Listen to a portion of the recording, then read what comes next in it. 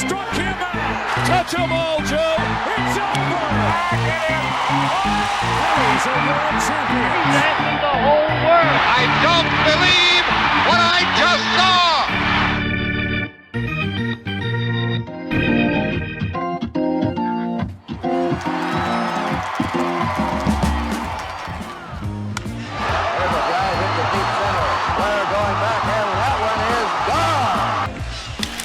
There's a drive in the deep left center.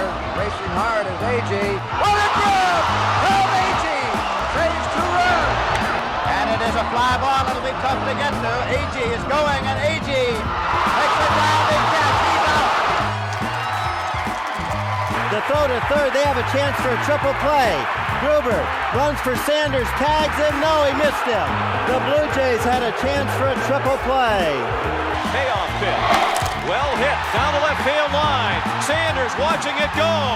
Home run, Kelly Gruber. This one is knotted at 2. Difficult spot. And Maldonado takes an 0-2 pitch to deep center to win the ball game. Driving in Alomar with the winning run.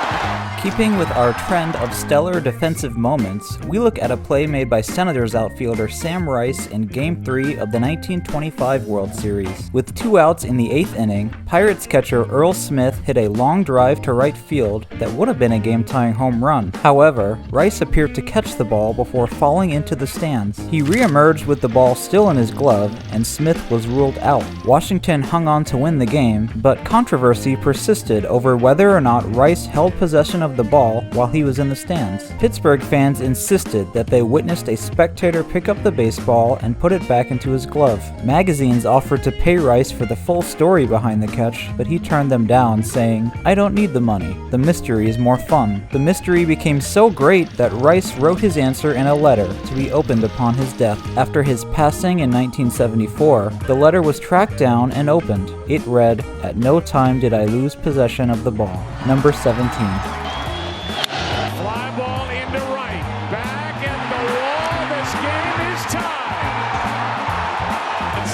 Chops it to the right side, gonna be a tough play.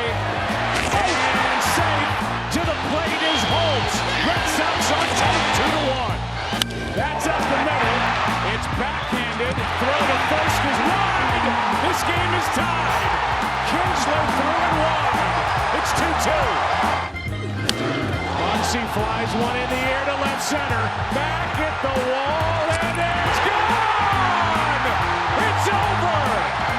A walk-off home run to win Game 3. He pointed at the on-deck circle. He pointed to first base as if we were going to walk. It looked like it was going to be an intentional walk, and then Gino would jump back down into the catcher's box and pitch to him. An Academy Award performance strikes out bench. At number 15, we are going all the way back to the 3rd modern fall classic. In Game 3 of this series, the Chicago Cubs were hosting the crosstown White Sox at the West Side grounds, and pitting their rookie star Zach Feaster against Ed Walsh in a pitcher's duel. Although Feaster went the distance, allowing only 3 runs on 4 hits, Big Ed did him better, turning in a 2-hit, 1-walk, 12 strikeout shutout, steering his White Sox to a 2-1 lead in the series. Walsh didn't allow any hits after the first inning, and managed at least 1 strikeout every inning he pitched. Number 14. And now it's on to Los Angeles. Jim Bouton, who won 21 this year. Don Drysdale, who won 19, starts loosening up. Tommy Davis slashes the ball past Bouton. Richardson gets in front of the ball, but it spins off to his left. Gilliam scores easily, and the Dodgers once again have jumped ahead 1-0. Bouton is in serious trouble. He pitches to Drysdale. It's far to Richardson's left, but he makes a reaching stab of the ball. Bobby bluffs a throw to third to hold Roseboro close to the bag. And he turns and makes an underhanded toss to Pepitone to retire Drysdale at first base. Krasuski, thinking Roseboro had headed for home, breaks for third. He's caught in a rundown, and Krasuski is out in a weird double play. It's a precarious 1-0 edge. The Dodgers take into the 9th. He tears into Drysdale's second pitch. Fairley goes back, and pulls it down near the fence. And the Dodgers win 1-0. At number 13, we look at Game 3 of the 1911 Fall Classic between the Athletics and the Giants. But first, we need a little context. In Game 2, Athletics third baseman Frank Home Run Baker hit a 2-out, 2-run home run in the 6th off Giants Hall of Famer Rube Marquardt to put his team ahead. In Game 3, Baker once again lived up to his nickname, hitting a game-tying home run in the top of the 9th off another Hall of Fame pitcher, Christy Mathewson. The two clubs remained in a stalemate until the top of the 11th, when the A's took the lead. They hung on to win in the bottom of the inning, giving them a strong 2-1 lead. Number 12. Jay grounds one. Pedroia makes the play.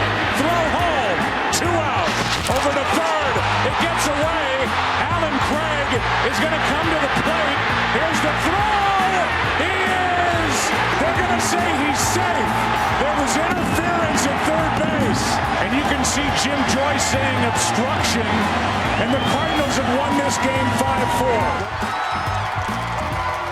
And here comes ubiquitous Brooks Robinson.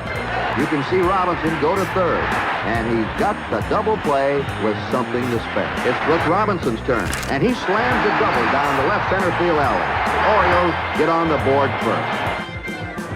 Would you believe that? This guy's in another world. And now, another deep drive, and it's a grand slam home run. The first by a pitcher in 67 years of World Series happening. A game that keeps the fans anxious with every pitch. Rugged Roy Campanella sees the pitch he's wanted all day and sends a circuit clout deep into the left field bleachers. The Brooklyn Dodgers break a grueling tie and take the lead 3-2. Erskines' pitches are careful and accurate. Myers swings on the big third one and making it 14 strikeouts, a new all-time World Series record.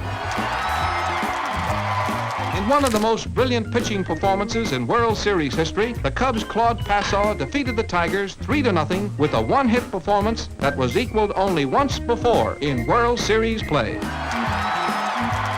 Final game at Pittsburgh in the National League playoffs. Provide the winning run. Throw to second. High. By Carl Fisk over to third. Safe. We're going to have an argument. They may reverse this decision. Red Sox are arguing. A batter after Buddy interfered with Carlton Fisk, the catcher, in fair territory. He has to give room to Carlton Fisk so he can make the play. Apparently, home plate umpire Larry Barnett is not going to reverse his decision. Oregon wins the ball game. That's it. And the Reds win it 6-5.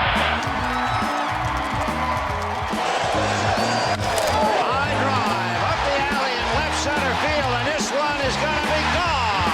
Home run, McGuire. And the kid from Southern California breathes life into Northern California. That is hammered into left. That ball is absolutely murdered. Crushed by Pujols. Here's one into left center field. Back at the track, he's got another. And more respect. And he hits me, and here goes one into left. How about 3 on the night? The 8th inning has been the Yankees' inning. In the air to right, Jordan going back, to the track, to the wall, and he cannot come up with it. It's a tie ball game.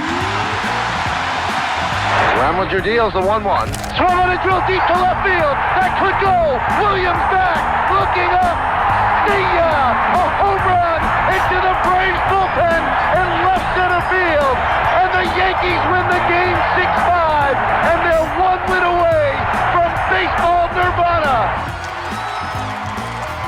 For tonight's ceremonial first pitch, and please welcome the President of the United States.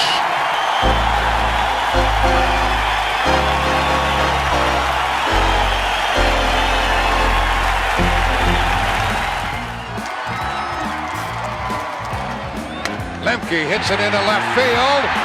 Here comes Justice. Save! And Atlanta wins it.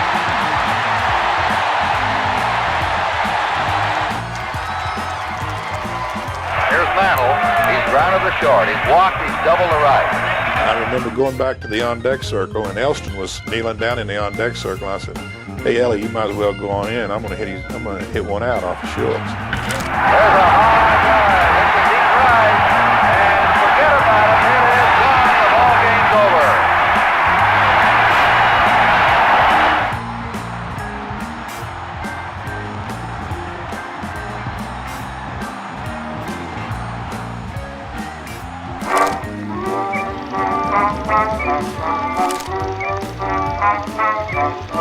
And Coleman hammers a long drive into left center, which breaks up the ball game. Turner Matters with a great play. The dial to get the run and save 2 rounds. Center field, Maddox going back. Kansas City will win. Oh, boy. What a catch he made. Willie McGee with the bat and with the glove has been a one-man show tonight. So the Oakland A's take. I'll tell you what, we're having an earth.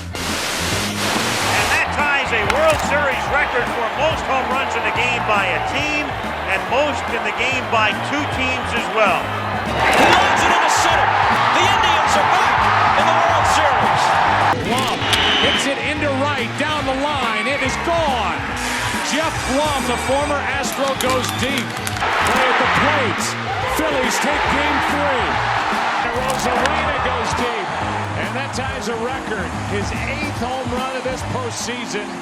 Finally, at number 1, what else could it be but Babe Ruth calling his shot in the 1932 World Series? Let's have a look. At Wrigley Field in Chicago, the Cubs were hosting the Yankees in Game 3 of the World Series. New York led Chicago after capturing the first 2 wins of the series at home. Charlie Root was on the mound for the Cubs and had already given up 4 runs by the start of the 5th inning. His Cubbies answered with 4 runs of their own. In the Yankees' 5th, Ruth came to bat again, having already homered in the first to open up the scoring. In this particularly heated game, the Cubs bench players were heckling Ruth, as were the Chicago fans. After falling behind en route 0-2, Ruth responded to the howling by making a famous gesture, pointing out to center field, indicating to his adversaries where he would hit the next ball thrown to him. He did just that.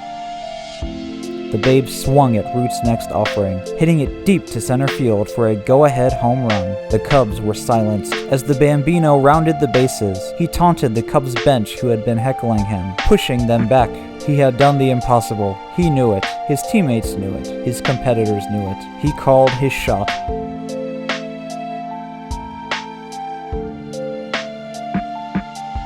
Or so it seemed. The media immediately jumped on this story, writing on the idea that Ruth pointed out to center field. Spectators at the game gave eyewitness testimonies of the event, with many saying that he absolutely pointed to center field. Others indicated that he was actually only pointing to Root, or at the Cubs dugout. Both Root and his catcher, Gabby Hartnett, denied that he called his shot. Ruth himself went along with the idea that he gestured out towards center field. The play remains of debate to this day. In the decades that followed this event, footage emerged that seemed to refute the notion that he was pointing out to center field, while others suggest that the newer footage does not conclusively solve the riddle. It seems to be a mystery that will last until the end of time. That's just the way it should be. Whatever you choose to believe, the legend of the Babe will live on. This play's legacy has earned its spot as the #1 World Series Game 3 moment of all time.